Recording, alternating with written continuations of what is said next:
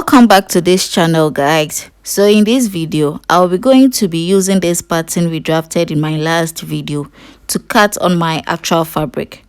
And as you can see, I ensured that I left half of an inch stitching allowance on all sides of the pattern, both on front and back pattern. So I'm going to go ahead and use this pattern now to cut on my lining and also iron my stave for the pieces. So guys, as you can see, I have ironed my stave to both the fabric and the lining, both on the front and the back. So this is what I have now. So now the next thing I'm going to do is to determine the boning line. That's where we are placing the boning canes. Now for this end here, I'm going to measure what I have here and divide it into 2 equal halves. And I will come to the top as well and divide what I have here into 2 equal halves so that I get the middle of this top. Now I will go ahead and join these 2 points to give me a line just like you see I have here. So this is the middle of our top. We are going to have a boning casing here. Now from this point, I just went ahead to measure equal lines on both sides from the middle. Now you can decide to have them slanted. I have one slanted and the other one straight. Go ahead and do the same thing. And you can see I am placing my bias on all the lines, making sure that they follow the way the lines are going. Some are straight and the rest are slanted.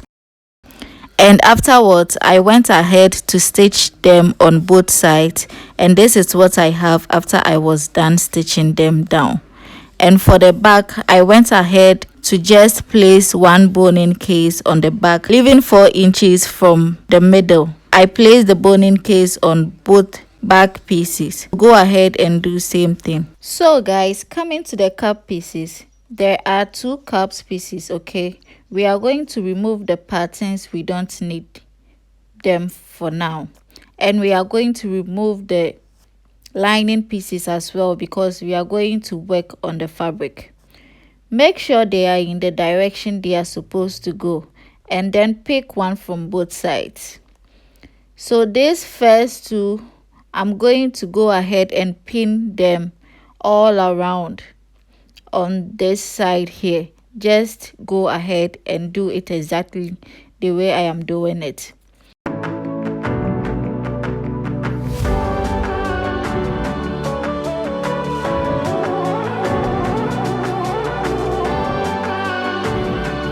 And I will go ahead and do the same thing for the lining pieces as well. So guys, this is how it's going to look after stitching it.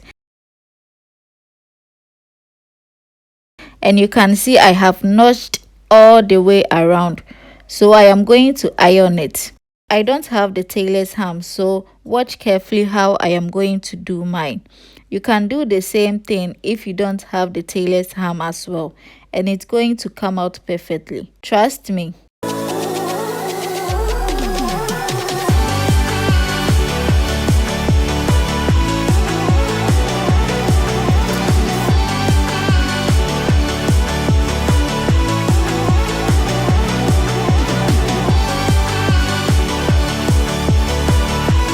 So guys, this is what I have after ironing my seam open, both for the actual fabric and the lining pieces. For this particular tutorial, we are going to use already made bra cap. So if you place your cap inside the fabric and you notice your cap is too wide, like half an inch wider than the actual fabric, you are just going to fold your cap into 2 like this, and you are just going to make a tiny dart. This does not happen all the time. The cap is not always bigger, but just in case it happens, go ahead and make a dart. So now I am going to try to create the line I'm going to stitch my bias on and my actual cap. So from the top of my cap, I am coming down by 2.5 inches. 2.5 inches on the side in the middle, and also I will come down 2.5 on the other side.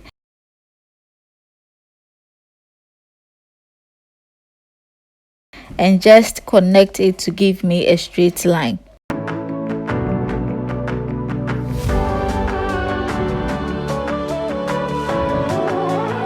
And do the same thing for the other one as well. So guys, as you've marked the line across, this line here where we joined the two pieces together earlier, I'm going to place my bias on that line like this and pin it down.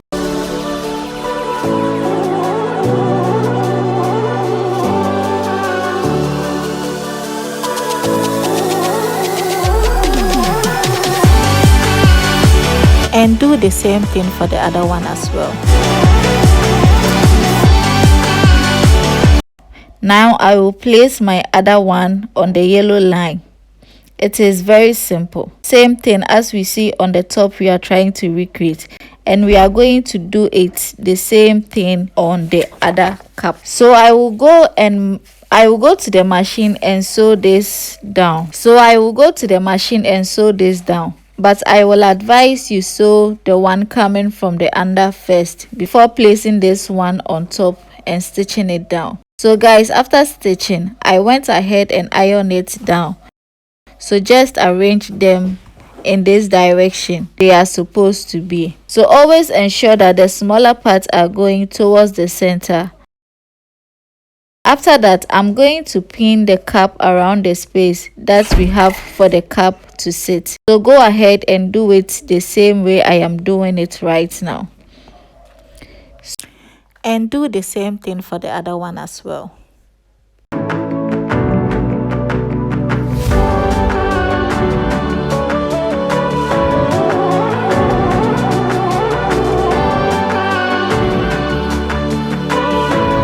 So guys, after I was done pinning it all around, this is what it looks like. So I went ahead to stitch these caps down, as you can see. Right now I am just making notches around both parts of the caps. So guys, now it's time to place our caps, and you can see that I have already made the dart I told you guys. So I am placing it inside the space I have for the cap here, and I will go ahead and pin it inside it. Make sure you arrange it properly.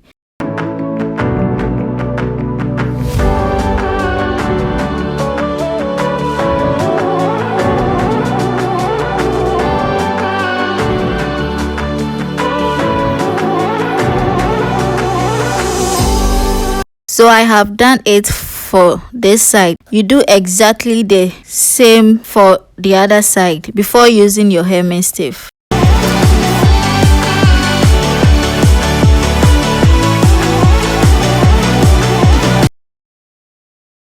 I will go ahead and put the hemming stiff in between my actual fabric and the cap, just like you see me doing like this. So you can actually remove your pins a little bit and do it nicely, and do the same thing for the other side as well.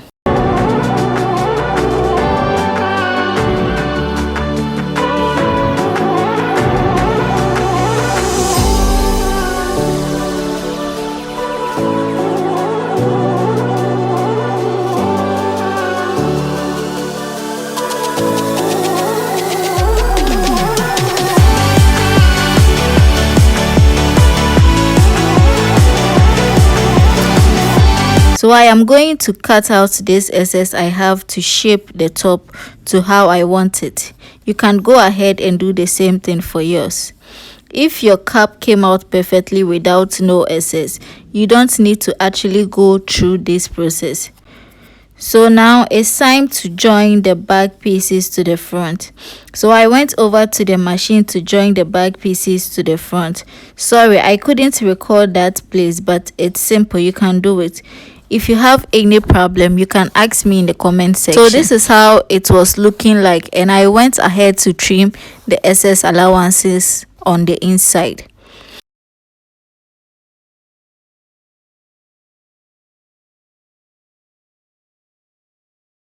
So at this end, after I was done stitching, I noticed the front was a little longer than the back on the sides. So it's very simple. I just went ahead to trim it to be exactly on the side.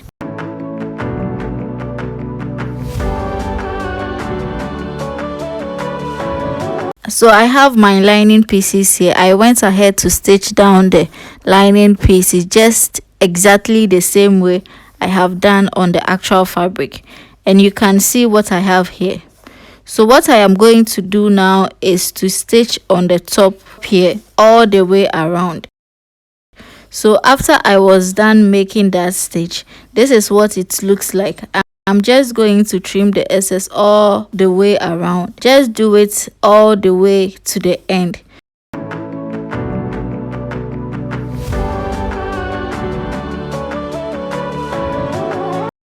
So once you are done making it, just push these stitches towards the lining and go ahead and make a top stitch.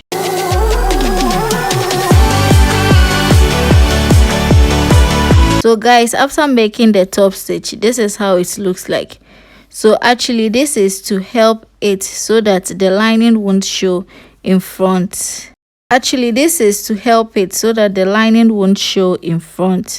The other thing you can use to actually help it very properly is to just secure it so that the lining won't come in front. And another method I have learned is ironing with hemming stiff on the ends.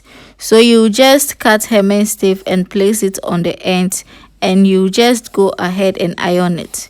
You notice that the lining won't have any reason to show in front.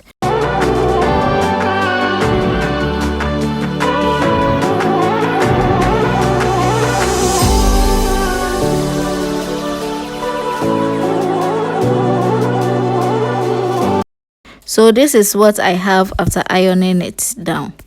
Now it's time to pass my bone through the casing, and I will go ahead and bone all the bone channels. Make sure it's about 1 inch shorter than the space that I'm supposed to be passing through.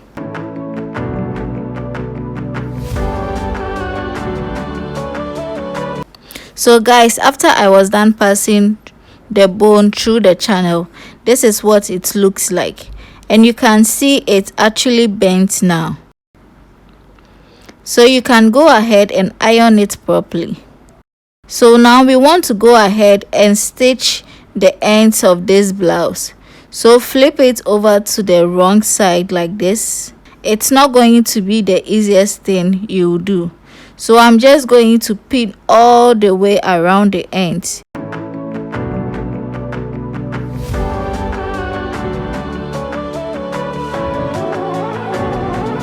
So now go ahead and stitch this area down here with half of an inch all the way around.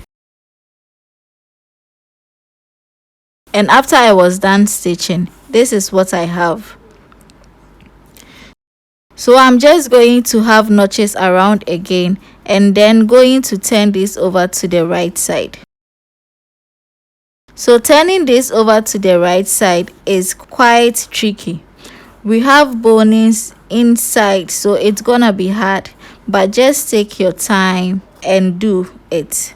Once you are done, you'll see how nicely it comes out.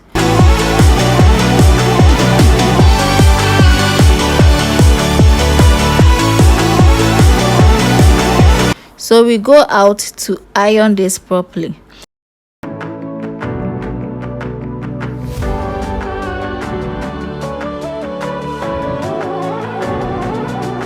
The last thing I'm going to do is just going to fold it in of about half an inch and head over and iron it properly. This is for my loops for the back lacing.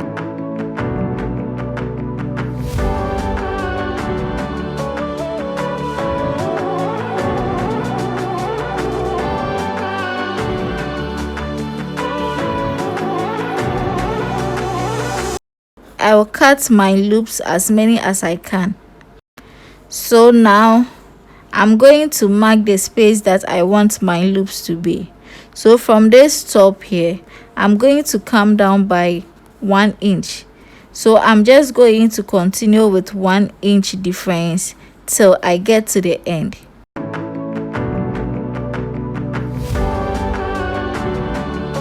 So now we are going to place in the loops and go ahead to the sewing machine and make a loop stitch and make a top stitch, sorry. So guys, this is what it looks like. Another thing I went ahead to do is I decided to make double stitches. I made one very close and I made another one about 1/4 inch away. This is just to secure the loops very tightly so that the time you are pulling the rope at the back when you are trying to make this corset tighter, it will not pull off. So I have also gone ahead to fold my rope for the back. I am unfortunately not doing the sleeves, and that's basically all for this tutorial. Thank you so much for watching and see you in my next video. Bye.